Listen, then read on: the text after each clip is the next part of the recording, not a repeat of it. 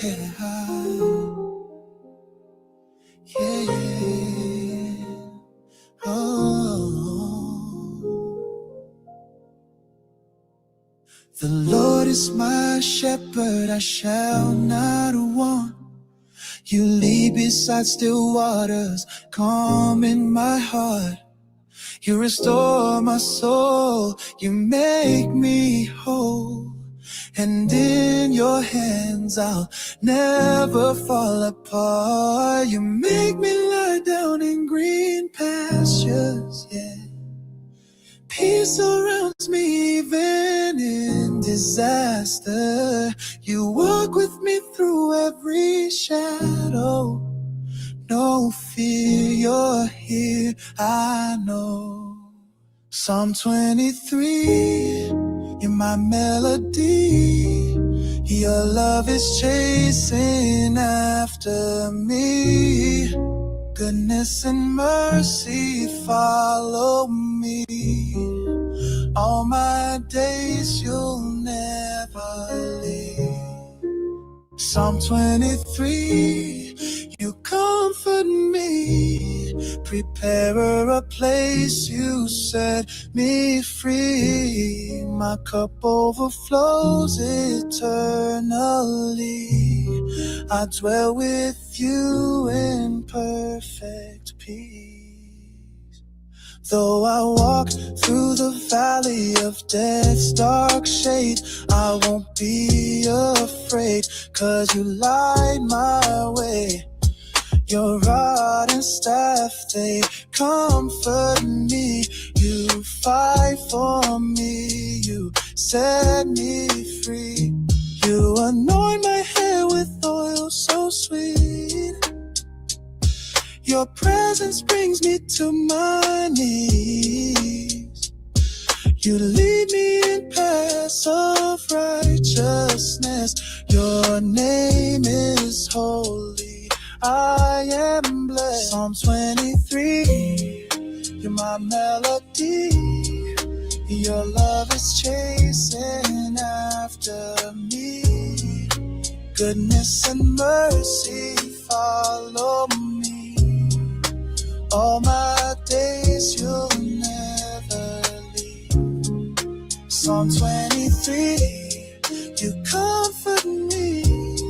Prepare a place, you set me free. My cup overflows eternally.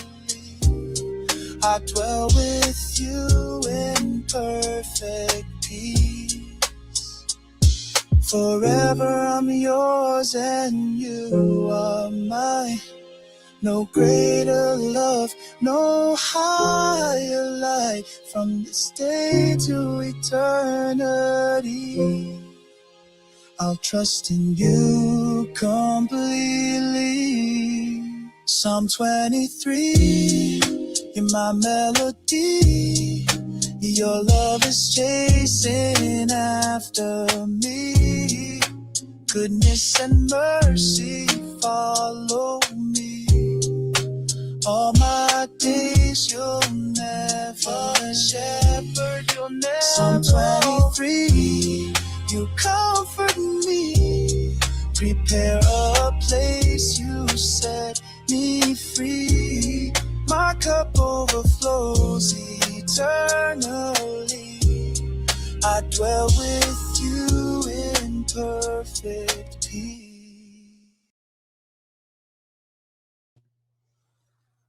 Shalom, family. It's good to see you all here. I hope you're doing well. Well, the EU is pushing back up against Donald Trump. You know, they were upset over all those tariffs that he slapped on them, and then they were upset at how Donald Trump was pretty much siding with Putin whenever he called himself negotiating and ending the Ukraine-Russia war.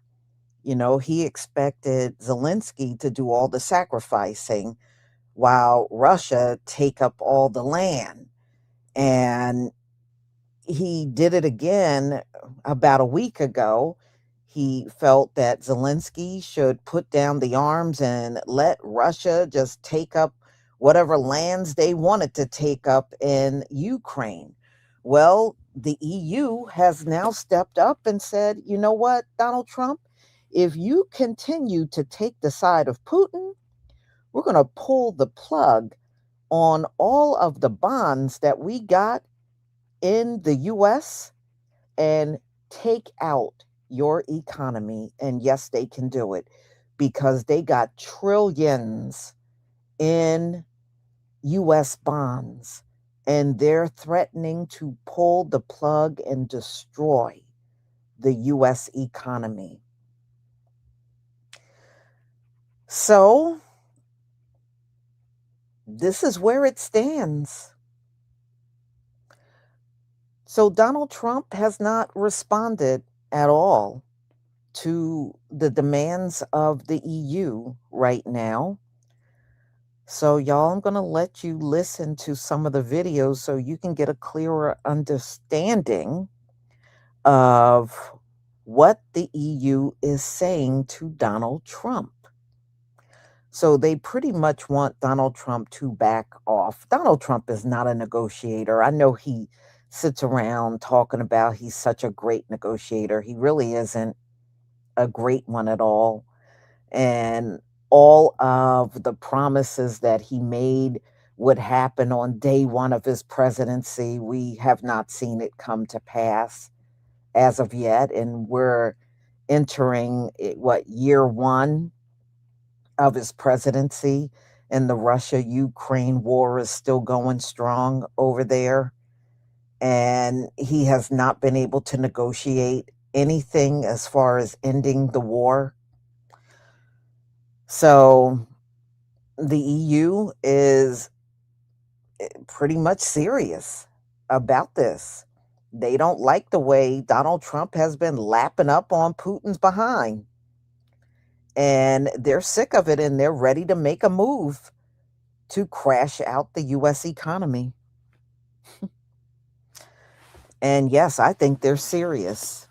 I don't think they're joking around with Donald Trump. They don't even like Donald Trump. And, these are countries that used to be allies. But Donald Trump, the only thing he knows how to do is make enemies out of everybody. So now it looked like he has bitten off more than he can chew. And let's see how he handles this one. So let me share my screen, y'all, so that we can get started. Please give me a 1 if you can see my screen. Give me a 1 if you can see my screen.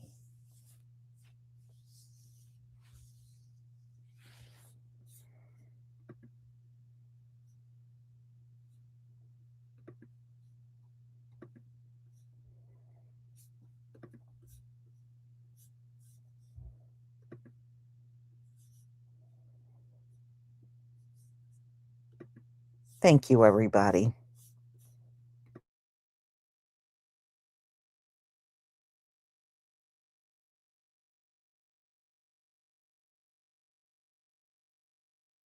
On this episode of FAFO, the EU has informed President Trump that if he continues to support Putin in this war in Ukraine, they are going to liquidate their U.S. Treasury bonds, which would, in effect, be the end of the U.S. economy. If you don't understand what a Treasury bond is, I'll explain it to you. The U.S. spends so much money on military activity, especially out of country military activity, and has given so many tax cuts to billionaires that we don't bring in enough tax money to pay for any of it. So what we have to do is sell treasury bonds to other countries, which is pretty much a loan. Give us your money and you'll give us the cash. We'll use that cash to pay for everything we need to pay for, and we'll give you interest on this bond that we gave you. Right? So it's like they're investing in the United States. So if we don't get those bond investments from other countries, we literally don't have cash to spend on the things we need to make the country function. Not just military, also domestic programming. So if the EU is actually about that life and they're going to walk that walk, this would literally be the demise of the United States as a world power. But we'll see. Have a good day. If the EU does what they say they're going to do, we are fucked. We're fucked. Our economy is fucked. And I think we kind of deserve it. So let's go. Like, it's going to be rough, but like, we deserve it. Historically, we deserve it. So there are two very interesting things happening today. It's being reported that countries in the European Union are threatening to liquidate their U.S. bonds if Trump continues to support Russia against Ukraine.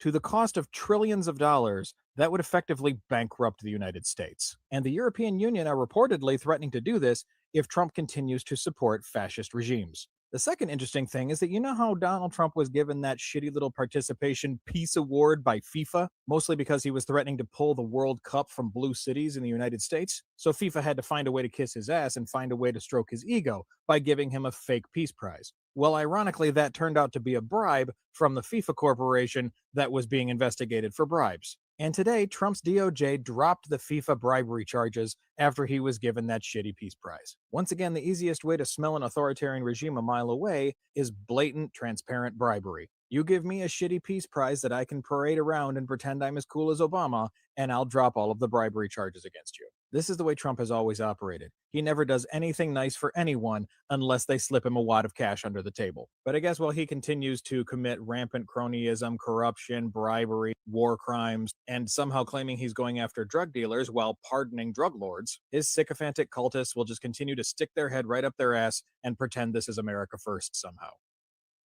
America and Europe are fighting right now, and Europe just threatened to pull the trigger on a secret nuclear weapon nobody was supposed to know about. Here's the kicker. Europe holds $2 trillion of American debt. $2 trillion. If they decide to dump that debt into the market, the American economy doesn't stagger.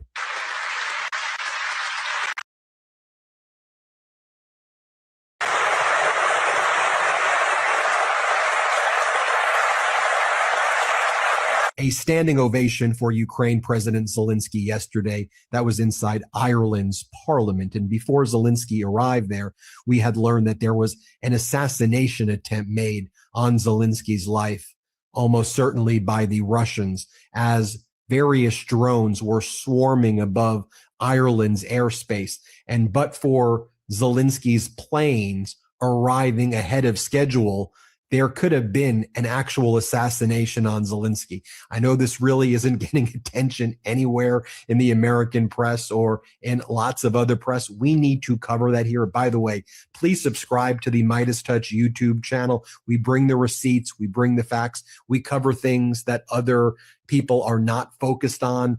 And you know we're under attack from the Trump regime and state regime media, which calls itself Fox. So please, if you can, hit subscribe right now. You may think you're subscribed to this YouTube channel, but double check because you might not actually be subscribed. So here's what happened yesterday. Shortly after a plane carrying Ukrainian President Zelensky landed in Dublin, Ireland on Monday, a group of 4 large unidentified military-style drones entered the no-fly zone and began circling over Dublin International Airport, according to the reporting by The Telegraph. Sources are reporting that the drones would have been directly in the flight path of the plane carrying Zelensky if it had not taken off and landed in Dublin ahead of schedule, with officials in Ireland and Europe calling it an act of hybrid warfare and a possible assassination attempt against the president of Ukraine, almost certainly from Russia. After circling over the airport for a short time, the drones flew east, orbiting over a warship with the Irish Navy that had been secretly deployed to the Irish Sea ahead of the visit by Zelensky. So with that potential assassination attempt on Zelensky, what is the United States doing? What is the Trump regime doing? Well, they're lifting sanctions from Russia, and they're encouraging Russian oil companies like Luke Oil to make more money. So not only is the Trump regime not imposing sanctions or secondary sanctions against Russia, they're rewarding Russia as Russia threatens a full-fledged war against Europe, and as Russia has engaged in this likely assassination attempt against Zelensky. So yesterday, the U.S. Treasury Department suspended some of the sanctions imposed in October by the Trump administration on the Russian multinational energy corporation Lukoil, extending a waiver authorizing Lukoil branded gas stations throughout Europe, Central Asia, the Middle East, and the Americas to continue operating outside of Russia until at least April 29th, 2026. So as the Trump regime tries to attack Europe, oh, you're buying gas and oil from Russia. Really, the main countries in Europe that are buying oil from Russia at this point are Hungary, which is Orban, and Slovakia. Putin allies who Donald Trump supports. And so this is all just BS pretext for Donald Trump to try to attack Ukraine and to try to attack and undermine NATO and undermine Europe. I'm going to show you that speech that Zelensky gave in a moment in Ireland. Wow, was it powerful. But before that speech, you had Putin warning Europe that Russia is ready for a full-fledged war against all of Europe. And this is as Zelensky saying that Russia plan with the United States is a plan for surrender and that Ukraine is not going to agree to it at all. So Zelensky put out a very powerful statement yesterday, and here's what he said. He said, Ukrainian representatives will continue their discussions in the United States with President Trump's team. Our task now is to obtain full information about what was said in Moscow between Witkoff, Kushner, and the Russian representatives, and what other pretexts Putin has come up with to drag out the war and to pressure Ukraine. Ukraine is prepared for any possible developments, and of course, we will work as constructively as possible with all partners to ensure that peace is achieved and that it is, after all, a dignified peace. Only a dignified peace provides real security, and we fully understand that this requires and will continue to require the support of our partners. And you see there Zelensky's tone really changing on the United States. And lots of Zelensky's allies in Europe, Friedrich Merz in Germany, others throughout Europe, are basically saying, be very, very careful. The European intelligence is likely who leaked those conversations between Witkoff and Kushner and Kirill Dmitriev and Yuri Yushkov, where they came up with the surrender plan and they were mocking Zelensky. And so I think European intelligence services have really been monitoring the behavior of Trump and Witkoff and Kushner, and they see that the United States wants to sell out NATO, Europe, and Zelensky, which we always knew, but it's taking on a very kind of concrete terms as Putin threatens all-out war against Europe. I'll show you what Putin said, but first let me bring you to the speech that Zelensky gave on the floor of Parliament in Ireland, where he got that standing ovation that I shared with you at the outset. Here's what he said, a real powerful speech. Play this clip. Ukraine wants peace. Ladies and gentlemen, one strong country can start a war. Another strong country can help to stop the war. But to restore justice and defend what's right, we need a community, a world made up of many different nations. It is the community of nations that decides, united by shared sentiments, shared aspirations, a shared desire for justice. It is a community of nations that makes peace truly lasting. Geographically, large or small, politically influential or playing a different role, economically powerful or not, when these different voices stand together on the side of justice, on the side of free people, there is only one possible outcome, peace, and justice must prevail. When you have a true community of nations on your side, you cannot be crushed and your rights can be restored. No one can break the world alone. Not even Russia, not even with its few bodies. No one can lie to the entire world forever, not even Putin. No one can stand against everyone else. And that is the truth. but also true, one can inspire everyone else. And that is why Ukraine is fighting for every voice in the world, for every community in every region. We are trying to reach every heart, to answer every doubt, to counter every accusation with facts. And we are sourcing for and finding. In contrast, here's what Putin said yesterday. Putin threatened to start a full-scale war with Europe, saying there would be nothing left of it if he did. He's now implying that his 11-year war against Ukraine isn't a failed attempt to conquer a sovereign neighboring country. It's only because they haven't even started the real war yet, which they want to take over Europe. And here's what Putin said. They're on the side of war, Europe, even when they tried to make changes to Trump's proposal. We see clearly what's happening. All these changes aim to block the peace process by putting forward demands that are absolutely unacceptable for Russia. They understand this and want to blame Russia for derailing the peace process. That's their goal. We see this clearly. We don't intend to fight with Europe. I've said this 100 times, but if Europe certainly and suddenly wants to fight us, and starts, we're ready now. With Ukraine, we're acting surgically, carefully, so to speak. But it's clear, right? This isn't war in the direct modern sense of the word. If Europe suddenly wants to start a war with us, a situation could quickly arise where we have no one left to negotiate with. You see those threats right here? Let me show you now what Julianne Smith, former U.S. ambassador to NATO, told Christiane Amanpour. Here, play this clip. So here's from the NATO Secretary General, Mark Rutte. This is a quote from his press conference after the NATO meeting. He says, "We're ready and willing to do what it takes to protect our 1 billion people and secure our territory." This is after this from Russia, from Putin. Just take a listen to this. We're not planning to go to war with Europe. I have already spoken about this 100 times. But if Europe suddenly wants to go to war with us and starts, we're ready right now. So, there are two things going on here. There's Russia versus Ukraine, and then there's Russia versus Europe. Do you believe Putin when he says we never want to go to war with Europe, but if it happens, we'll be ready?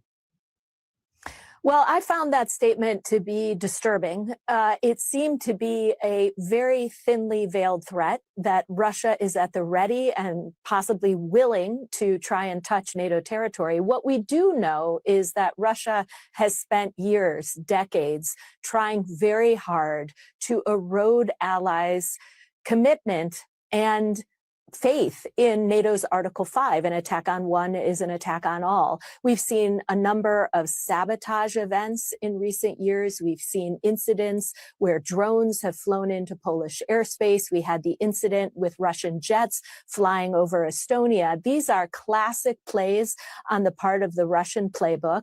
They are designed to divide the alliance, to chip away at the unity that exists inside the NATO alliance, and to create uncertainty and insecurity across the entire European continent. And so when I hear the statement that Putin made yesterday, in some ways it's not altogether surprising, but it should worry Europe quite a bit in terms of how Russia is positioning itself to possibly touch or invade or intervene in NATO territory, which I hope never happens, but I don't like the sound of what we heard yesterday from Putin. Now, as the Trump regime shows its cards clearly that it's a Putin bootlicking administration regime, European leaders are now considering dumping $2.43 trillion in U.S. debt if Trump abandons Ukraine, which would potentially trigger an economic crisis worse than 2008. So Europe is hanging that over Donald Trump. You abandon Ukraine,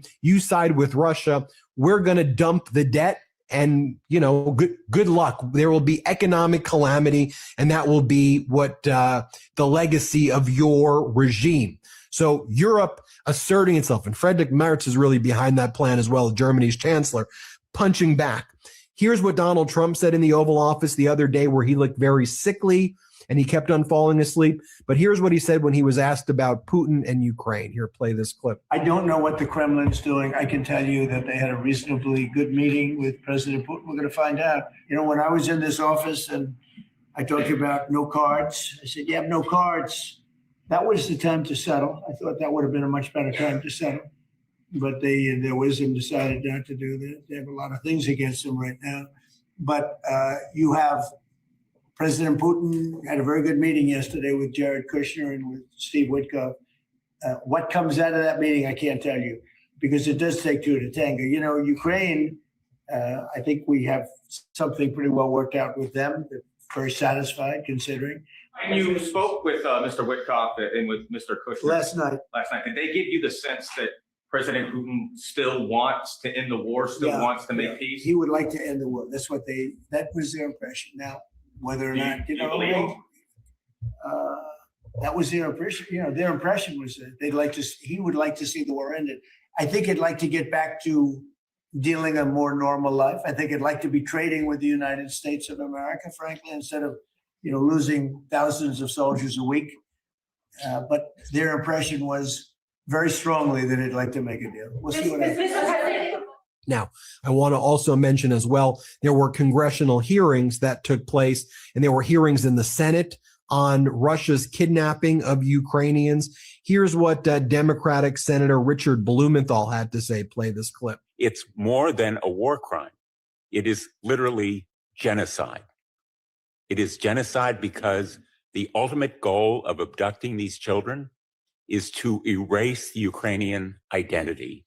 It is part of a strategic effort to erase the nation of Ukraine from existence. And Putin tried it by conquering territory. He continues that effort.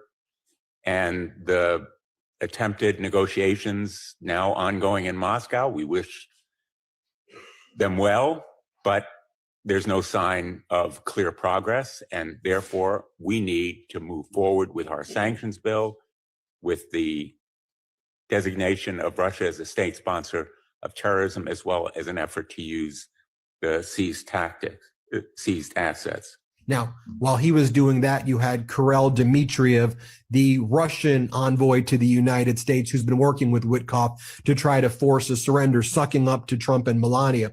Russia expresses its gratitude to the U.S. First Lady Melania Trump for her humanitarian work and her efforts to help families and children affected by the conflict. Well, folks, you saw it right there. An assassination attempt was made on Zelensky, which is not getting really attention anywhere. And Trump's response is to lift the sanctions of Russian gas and oil companies. What a sicko. What a treasonous, you know what. Let me know what you... America and Europe are fighting, and Europe has threatened to release their secret nuclear weapon. Europe owns $2 trillion of America's debt.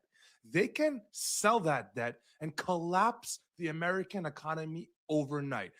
We're so distracted by Trump falling asleep during a live conference and then yammering on about the white powder that he loves in his nose that most of us probably didn't hear that this happened a couple of days ago. This is a really big deal, and it could crash the US economy.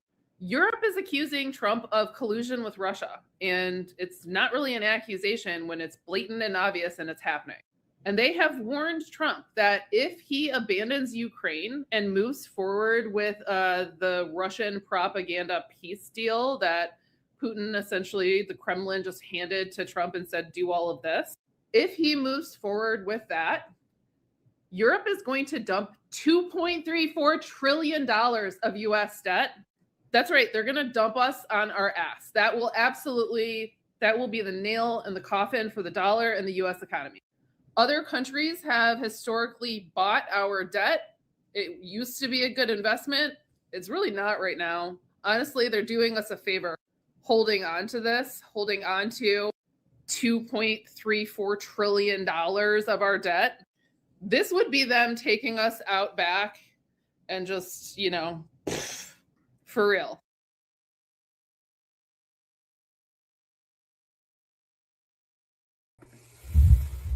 All right, y'all. I'll definitely keep up with this one to see what happens. because Donald Trump already presented that deal to Ukraine, and Zelensky said he would get back to Donald Trump. So we shall see. Donald Trump has always been on Putin's side when it comes down to ending the war. And that's why all the way up until now, he never really got a deal from Zelensky, because getting a deal means he's got to give up so much land of his country. And he's not willing to do that. Russia would practically own almost half of Ukraine, and he doesn't want to give up his country like that. And Donald Trump is like, well, you can't win. You're going to lose. You should just sign the deal. But the deal is all about Russia. And Donald Trump don't seem to care. And that's been the big problem the entire time. So that's why the EU is now stepping in, and they got Ukraine's back, because they see Donald Trump don't. They see he don't. He got the back of Putin. So we shall see. We shall see if they make good on what they're threatening to do. But they are right. This will definitely end the U.S. economy. It will end the dollar. It will end everything. If they pull the plug and make good on this threat, they're making on the U.S. and making to Donald Trump.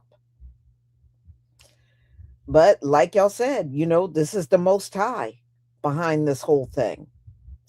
But we shall see how it plays out. We shall see how Donald Trump responds, because he hasn't really responded yet to this threat. So y'all, I have my next live coming up. Donald Trump has presented a package to the farmers, and really the package is for the white farmers. And I mean, a much smaller portion could go to the black farmers, but the black farmers are rejecting it. They're opting out. And you'll understand why they are opting out, because it's really not a fair deal for them as usual.